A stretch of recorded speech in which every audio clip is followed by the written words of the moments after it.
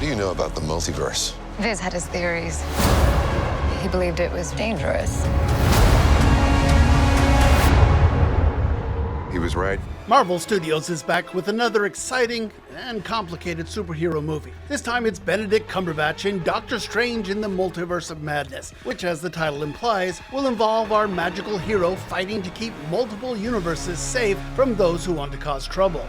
You opened the doorway, and we don't know who or what will walk through it. Elizabeth Olsen also returns as the Scarlet Witch, a powerful sorceress grieving the death of her children. Part of the appeal of this movie is that Olsen is giving a really good performance, and same with Cumberbatch, who's so breezy and fun. They make this movie very easy to watch.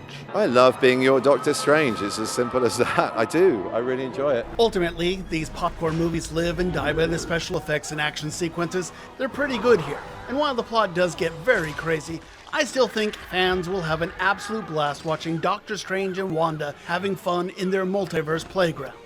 You break the rules. Look out! You become a hero.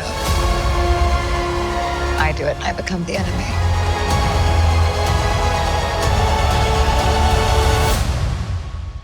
It doesn't seem fair. And that's what's new this week at the movies. I'm Sean McBride, the Movie Guy. So people are very excited to see Doctor Strange in the Multiverse of Madness. That's word soup as a title. I'm not a big fan of the title. I will be honest with you, I kind of wish it was called Wanda Maximoff in the Multiverse of Madness, because she is really kind of the star of this show. Really? Hey, look, the idea is Doctor Strange, the idea of the multiverse. We've explored that recently in the Spider-Man No Way Home. We explored it kind of in WandaVision on Disney+. Right. We've explored it a lot. That seems to be Marvel's thing at the moment. It turns out that there is this teenager named America Chavez. I don't know if she's a new superhero they're going to explore, but she can jump from multiverse to multiverse to multiverse, and some bad guys, which we won't spoil who, they're trying to track her down and exploit her superpowers. So Doctor Strange is trying to stop him. Here's the thing. It is an opportunity for Doctor Strange to go from one universe to the other, to the other, to the other. And so every time you go to a new universe, they have to do something different. Right. And so to set it apart. Yeah, exactly. Different characters or variations on the same characters. It gives them lots of opportunity for creativity.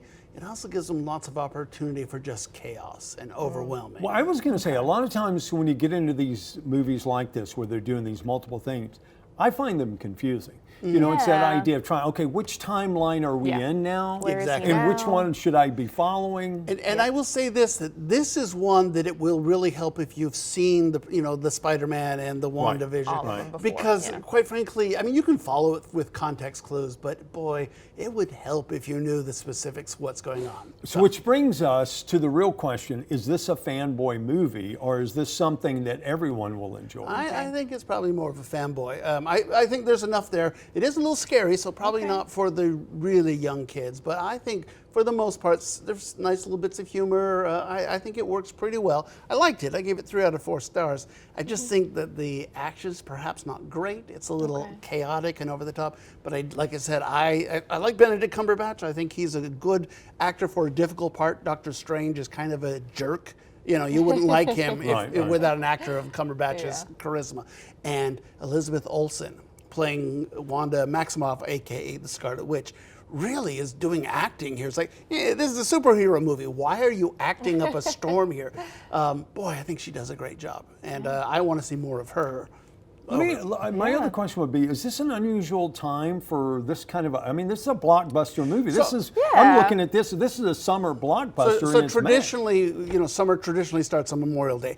But for the last decade or so, there's been that one outlier that comes out late April, early March, and frequently it's been a Marvel movie. They want to get things going early, and they know that, for example, next week we only have Firestarter. The week after that, Downton Abbey. Neither of those films are going to really challenge this film until Top Gun on Memorial Day weekend. So this kind of gets things started, gets people talking before Yeah. all the big Get stuff. those popcorn sales Yeah, I was going. going to say, and the Yeah. reality is it's a money machine. Yeah, is what exactly. they're telling me. They Oh, got yeah. 3 weeks to wring it out for all I it's noticed worth. they had the Wanda popcorn buckets, and Oh, they yeah. had the mini posters, and gotta get it all. they're ready to take all your money. Yep. I bet they are. All right, Please so and thank now you. you kind of got an idea. That's your choice for this week when it comes to entertainment. I'm sure streaming, among other things. Right. Plenty of other choices. There always is, but for this week, the only game in This is town the big really one. is at the movie theater. Yeah. All right, gotcha. All right, Sean again drops by every Friday to talk about what's new at the Cineplex.